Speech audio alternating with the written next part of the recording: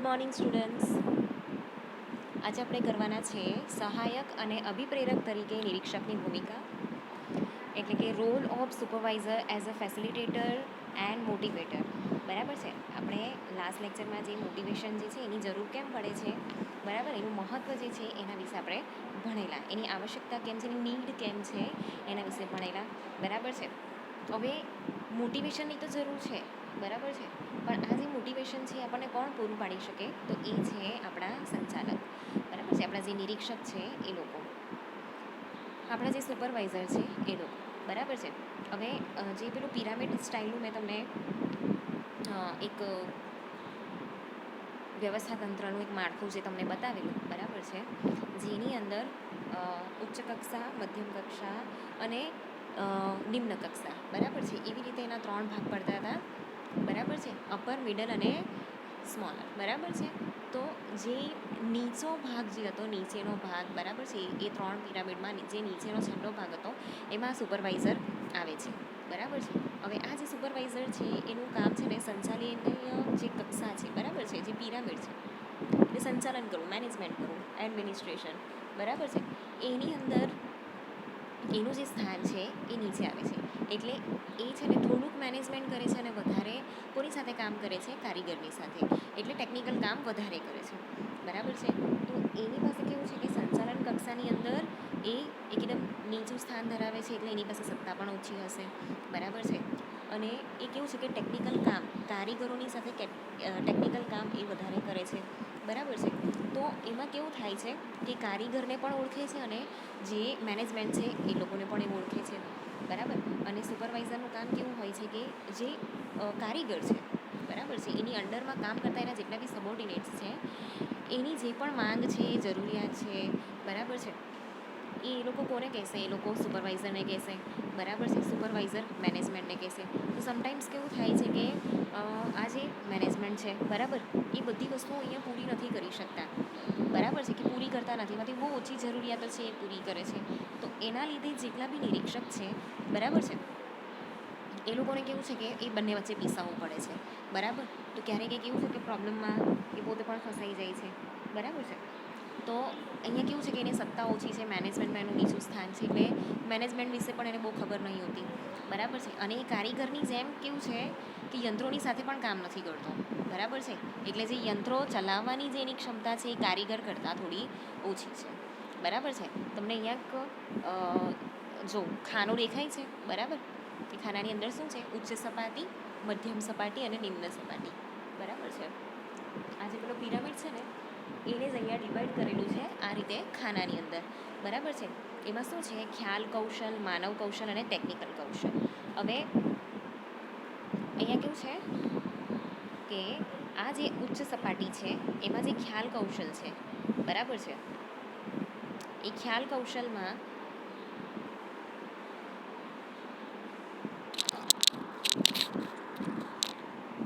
જો આ જે ઉપરનો ભાગ છે ને, આ ઉપરનો ભાગ, બરાબર, એ એડમિનિસ્ટ્રેશનનો છે અને નીચેનો જે સ્થાન છે ને એ ટેકનિકલ છે અને આ છે એડમિનિસ્ટ્રેશન. બરાબર છે. તો એમાં કેવું છે કે એ અહીંયા આવે છે. બરાબર. જે સુપરવાઇઝર છે ને એ આ સ્થાન પર આવે. બરાબર. આટલું કામ એનું છે, આટલું. તો એમાં શું થતું હોય છે? તમે ધ્યાનથી જો,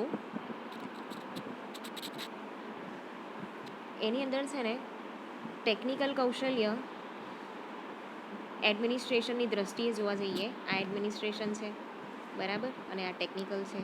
તો એ દ્રષ્ટિએ આપણે જોવા જઈએ તો એની પાસે એડમિનિસ્ટ્રેશનનું અને ટેકનિકલ જ્ઞાન છે. મધ્યમ સપાટી એ કેટલું છે?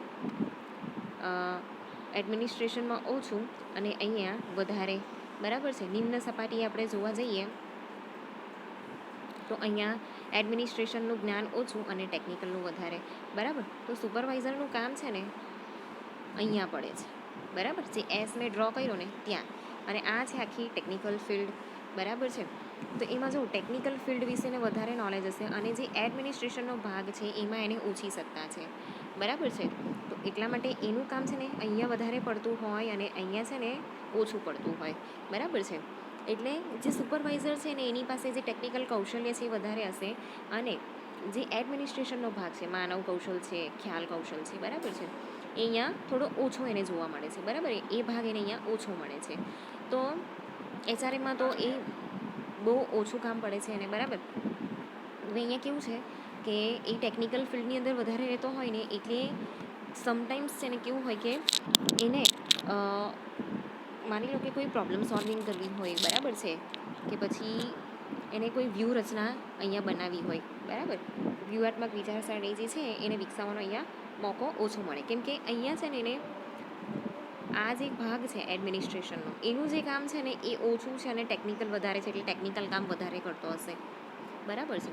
એટલા માટે અહીંયા કેવું છે કે એ આ બે જે પાર્ટ છે એની વચ્ચે પીસાતો હોય.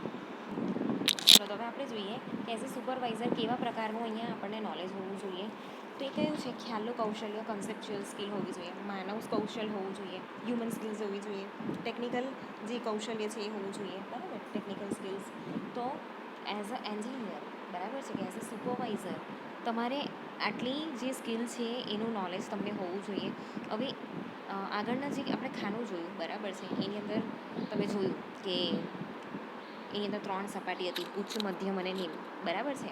તો એમાં કેટલા પ્રકારનો કેટલો જરૂર પડતી હોય આપણે જોયું, બરાબર છે.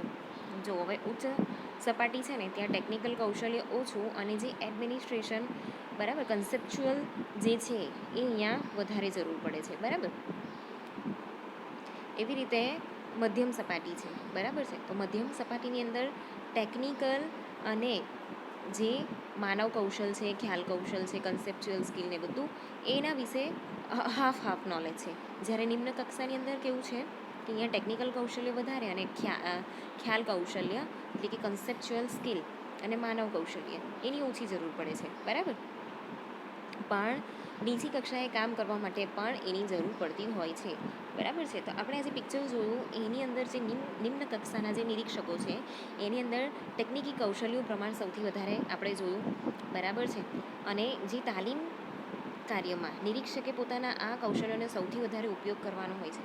તો આ ઉપરાંત નિરીક્ષકમાં માનવ કૌશલ્યનું પ્રમાણ પણ ઊંચું જોવા મળે છે કે જરૂરી છે. તો નિરીક્ષકોએ કારીગરના પ્રયત્નો સાથે સૌથી વધુ સંપર્કમાં રહેતા હોય અને તેઓની ઊંચી કક્ષાનું માનવ કૌશલ્ય અપેક્ષિત હોય કારીગરો માટે નિરીક્ષકો મહત્ત્વના અભિપ્રેરકો બની રહે છે, બરાબર છે. તો એઝ પર આ ચાર્ટ, બરાબર છે. અહીંયા કેવું છે કે એને ટેકનિકલ નોલેજ સૌથી વધારે છે અને એની પાસે કન્સેપ્ચ્યુઅલ અને જે હ્યુમન સ્કિલ છે, બરાબર, એ પણ અહીંયા આપેલી છે, બરાબર છે. તો એની પાસે આ ત્રણનું નોલેજ હોવું જોઈએ. હવે એ છે ને કારીગરની સાથે સૌથી વધારે સમય વિતાવે છે, બરાબર છે. એટલા માટે એને છે ને એડમિનિસ્ટ્રેશનનું જે ખ્યાલ છે એટલે કે જે કન્સેપ્ચ્યુઅલ સ્કિલ્સ છે, બરાબર છે, હ્યુમન સ્કિલ્સ છે, એના વિશે પણ એને માહિતી હશે, બરાબર છે. તો એટલા માટે જે સુપરવાઇઝર છે એ સારો મોટિવેટર અહીંયા બની શકે છે, બરાબર છે. હવે આપણે આગળ જોઈએ કે નિરીક્ષકની સહાયક તરીકેની ભૂમિકા. તો સુપરવાઇઝર્સ રોલ એઝ ફેસિલિટેટર, સહાયક, હેલ્પર તરીકે, ફેસિલિટેટર, બરાબર. તો એની કેવી ભૂમિકા હોવી જોઈએ. તો એમાં પહેલું છે કે ઉચ્ચ સંચાલકોને કારીગરોને તાલીમનું મહત્ત્વ સમજાવી તેઓ માટે તાલીમ સંબંધી જોગવાઈ કરવાની ભલામણ કરવી. તો એમાં કેવું છે કે જે મેનેજમેન્ટ છે એની સાથે આપણે વાત કરીને જે કારીગરો છે, બરાબર છે, એ કારીગરોની તાલીમનું મહત્ત્વ સમજાવવું પડે એને, બરાબર છે. અને તાલીમ સંબંધી જે પણ જોગવાઈ છે એ અહીંયા એને કરાવવી પડે, બરાબર છે. તો એ એવું કહી શકે કે આ લોકોને તાલીમની જરૂર છે, નવી ટેકનોલોજી આવી છે તો એ લોકોને તાલીમની જરૂર છે, તો એ તાલીમની જોગવાઈ જે છે એ કરાવી શકે છે, બરાબર. નિરીક્ષકમાં ટેકનિકલ કૌશલ્યની કક્ષા ઊંચી હોવી અપેક્ષિત હોય. નિરીક્ષકે જે કાર્યોનું નિરીક્ષણ કરવાનું છે તે સંબંધી તેને સંપૂર્ણ અને છેલ્લામાં છેલ્લી કક્ષાનું ટેકનિકલ જ્ઞાન હોવું જરૂરી છે. તો નિરીક્ષકોના ટેકનિકલ કૌશલને આધારે તે કારીગરોને યોગ્ય માર્ગદર્શન આપી શકે છે. હવે અહીંયા કેવું છે કે જે સુપરવાઇઝર છે એને ટેકનિકલ કૌશલ્ય જે છે એ સારું હોય છે, કેમ કે એ અનુભવી હોય તો જ એને સુપરવાઇઝર બનાવેલા હોય. એ વર્ષોથી કામ કર્યું હોય, 5 વર્ષ, 10 વર્ષ, બરાબર છે, એટલા માટે એને સુપરવાઇઝર બનાવ્યા હોય. હવે જે નિરીક્ષક છે બરાબર છે. એનું કામ શું છે કે જે પણ કામ થાય છે, બરાબર, એને જે ફિલ્ડ આપેલી છે એ ફિલ્ડની અંદર જે કારીગરો છે એ જે કામ કરે છે, બરાબર, એનું નિરીક્ષણ કરવાનું એ કામ છે, બરાબર છે. તો એમાં ઉપરથી લઈને છેલ્લી કક્ષા સુધીનું બધું જ ટેકનિકલ જ્ઞાન હોવું જરૂરી છે, બરાબર છે. તો જે નિરીક્ષક છે એની પાસે ટેકનિકલ કૌશલ્ય હોય, એટલે કે ટેકનિકલ નોલેજ હોય, બરાબર છે. તો એ આની અંડરમાં કામ કરતા જેટલા બી કારીગરો છે એને એ માર્ગદર્શન આપી શકે, એને શીખવી શકે, બરાબર છે. અને કારીગરો પણ તેઓને યોગ્ય નેતા તરીકે સ્વીકારે છે જો એ લોકોને સારી રીતે સમજાવતો હોય, બરાબર છે, એને સારી રીતે શીખવાડતો હોય, હેલ્પ કરતો હોય, તો અહીંયા જે પણ નેતા છે એ નેતા તરીકે જે કારીગરો છે એને સ્વીકાર કરે છે, બરાબર છે. તો આવી રીતે કેવું છે કે આ જે સુપરવાઇઝર છે એ લોકો દ્વારા જે કાર્ય છે કે જે સૂચનાઓ છે, બરાબર છે, એનું મહત્ત્વ સમજીને એનું પાલન પણ એ લોકો કરે છે. એટલે એ લોકો ટ્યુનિંગની સાથે કામ કરે છે, એટલે એક સારા લીડર તરીકે પણ એ લોકો અહીંયા કામ કરી શકે છે, બરાબર છે. એના પછી છે કારીગરોને કયા પ્રકારની તાલીમ આપવી જરૂરી છે તે પ્રકારના તાલીમી કાર્યક્રમોનું આયોજન કરવું. તો હવે કારીગરો છે એની સાથે કામ કરે છે, બરાબર છે, એટલે એને ખબર હશે કે કઈ જગ્યા પર કારીગરોને ટ્રેનિંગની જરૂર પડે છે, બરાબર, કે કઈ જગ્યાએ કારીગરોને ટ્રેનિંગની જરૂર છે. તો આ પ્રકારના જે તાલીમી કાર્યક્રમો છે, બરાબર છે, એનું યોગ્ય આયોજન અહીંયા કરવું જોઈએ. તો આ અંગે નવા કારીગરો અને હયાત કારીગરો અંગે નીચે પ્રમાણેની વ્યૂહરચના અપનાવી શકાય. તો અહીંયા નીચે છે ને કેટલીક વ્યૂહરચના આપેલી છે, બરાબર, 2 પ્રકારની. એ પ્રમાણે એ લોકોને જે તાલીમ આપવાની છે એ તાલીમ એ આપી શકે. એમાં પહેલું છે નવા કારીગરો માટે. તો અહીંયા કેવું છે કે એ લોકો નવા આવેલા છે એટલે જોબ રિક્વાયરમેન્ટ ટાઈપની જે તાલીમ છે, બરાબર છે, એ અહીંયા આપવામાં આવે છે. તો કાર્યની જરૂરિયાતો પ્રમાણે, બરાબર, અને એની લાયકાત અને અનુભવ પ્રમાણે અહીંયા જે તાલીમ છે એ આપવામાં આવે છે. બીજું એના પછી છે કે હયાત કારીગરો. તો નિરીક્ષક દરેક વ્યક્તિગત કારીગરોના કાર્યની નોંધ રાખતા હોય તેઓને આ પ્રકારની નોંધ પરથી નક્કી કરી શકે છે કે કયો કારીગર કયા પ્રકારની ટેકનિકલ ખામીઓ ધરાવે છે, બરાબર. એ લોકોની સાથે રહીને કામ કરે છે એટલે કયા કારીગરની કેવી સ્કિલ છે એ એને ખબર હોય, બરાબર, શેની અંદર એ સારું કામ કરે છે અને શેની અંદર એને હજુ ટ્રેનિંગની જરૂર છે એ વસ્તુ અહીંયા આંકી શકે, બરાબર છે. તો એ પ્રમાણે અહીંયા એ તાલીમ અપાવી શકે. એના પછી છે કે ધંધાકીય પરિવર્તનોની કોઈ નવી પરિસ્થિતિમાં કોઈ નવા પ્રકારની પ્રવૃત્તિ અથવા વર્તમાન પ્રવૃત્તિના સંયોજનમાંથી કોઈ નવા પ્રકારનું કૌશલ્ય વિકસાવવું જરૂરી હોય ત્યારે રિફ્રેશર તાલીમ દ્વારા કર્મચારીઓને બદલાયેલી પરિસ્થિતિને અનુરૂપ યોગ્ય કારીગરો બનાવી શકાય છે. તો જે પણ ધંધાકીય પરિવર્તનો આવે છે, બરાબર છે, ટેકનિકલ હોય કે પછી પરિસ્થિતિ વાઇઝ હોય, સિઝન વાઇઝ હોય, બરાબર છે. તો એવી કોઈ પણ નવી પરિસ્થિતિની અંદર છે ને નવા પ્રકારની પ્રવૃત્તિ કરવાની હોય, બરાબર છે, કે વર્તમાન પ્રવૃત્તિની અંદર એને મિક્સ કરવાની હોય. તો આ જે પણ નવું જ વસ્તુ આવેલું છે, બરાબર છે, કે એની અંદર નવા પ્રકારના કૌશલની જરૂર પડે તો એને વિકસાવવું પણ જરૂરી બને. તો એટલા માટે જે રિફ્રેશર તાલીમ છે, બરાબર છે, એના દ્વારા કર્મચારીઓની બદલાયેલી પરિસ્થિતિને અનુરૂપ કારીગરો અહીંયા બનાવી શકાય છે. તો એ કામ કોણ કરશે? સુપરવાઇઝર. એના પછી છે કે કારીગરોના સીધા સંપર્કમાં રહેવાને કારણે નિરીક્ષક દરેક કારીગરની જરૂરિયાતો અને અપેક્ષાઓથી પરિચિત હોય છે.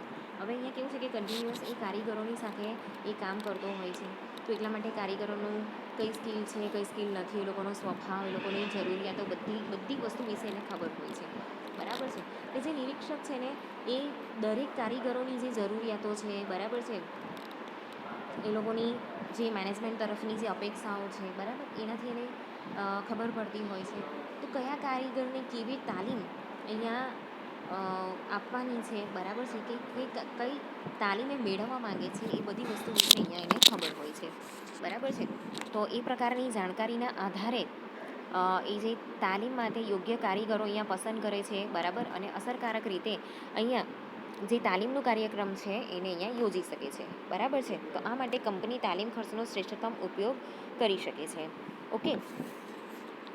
એના પછી આપણે જોઈશું કે નિરીક્ષકની અભિપ્રેરક તરીકેની ભૂમિકા, એટલે મોટિવેટર તરીકેની ભૂમિકા, બરાબર છે. હવે અહીંયા એને સંચાલન કરવાનું છે કારીગરોનું, બરાબર છે, એ લોકોનું હેલ્પરનું.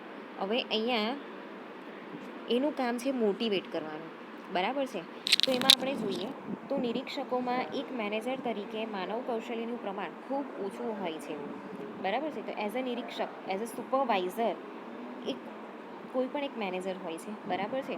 એની અંદર માનવ કૌશલ્ય છે એનું પ્રમાણ અહીંયા કેવું છે, ખૂબ ઓછું હોય છે, કારણ કે તેઓ અસંખ્ય કારીગરોના સીધા સંપર્કમાં આવે છે. એને જે હ્યુમન રિસોર્સિસ છે એના વિશે સારી એવી સમજ હશે. કેમ કે એ કારીગરોની સાથે કામ કરે છે.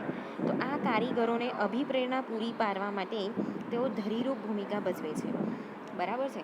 તો આ જે કારીગરો છે એને મોટિવેટ કરવા માટે એ લોકો એક મેઇન રોલ જે છે, બરાબર છે, એક જે મેઇન ચક્ર કહેવાય ને, બરાબર છે, એ રૂપ એ લોકોને માનવામાં આવે છે.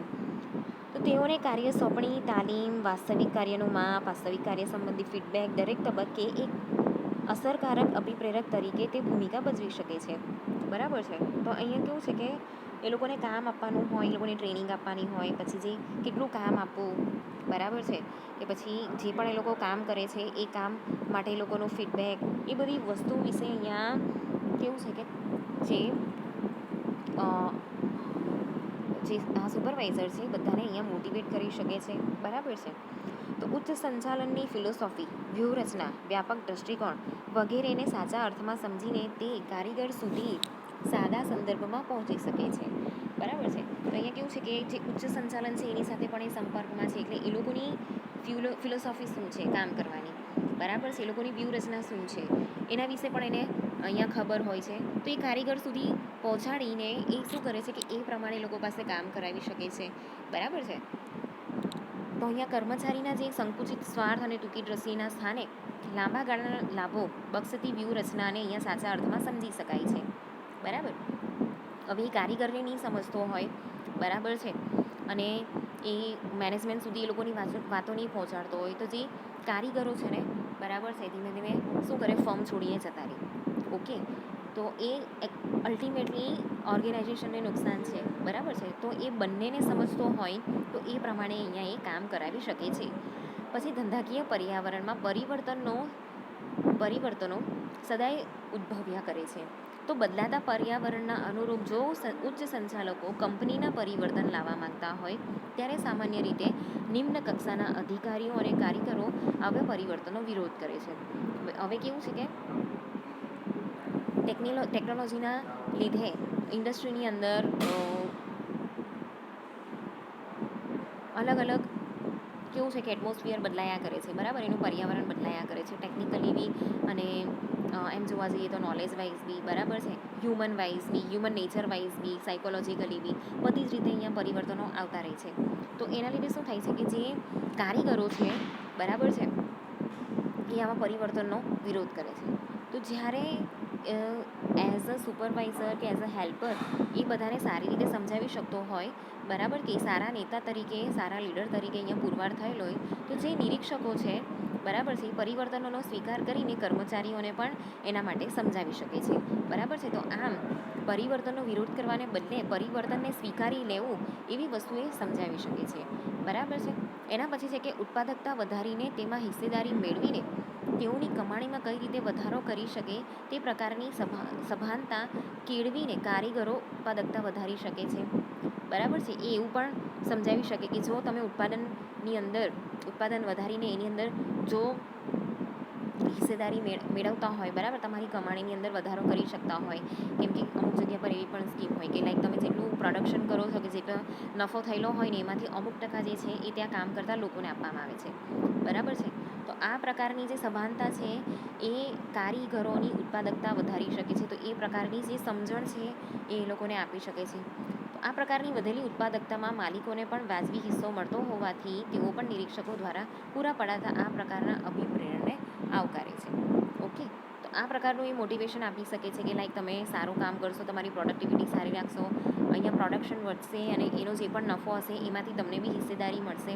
એ પ્રકારની જો અહીંયા સમજ આપવામાં આવે, બરાબર છે, તો કારીગરો પણ સારું કામ કરશે, બરાબર છે, ઓર્ગેનાઇઝેશનને પણ અહીંયા ફાયદો થશે, બરાબર છે. તો આમ જે નિરીક્ષક છે, સુપરવાઇઝર છે, બરાબર છે, એક સારો મોટિવેટર અહીંયા બની શકે છે. હવે આવતા લેક્ચરમાં આપણે લઈશું સલાહ અને મોનિટરિંગની આવશ્યકતા, મહત્ત્વ અને ઉપયોગ, બરાબર છે, કાઉન્સિલિંગ અને મોનિટરિંગ કરીએ ને એ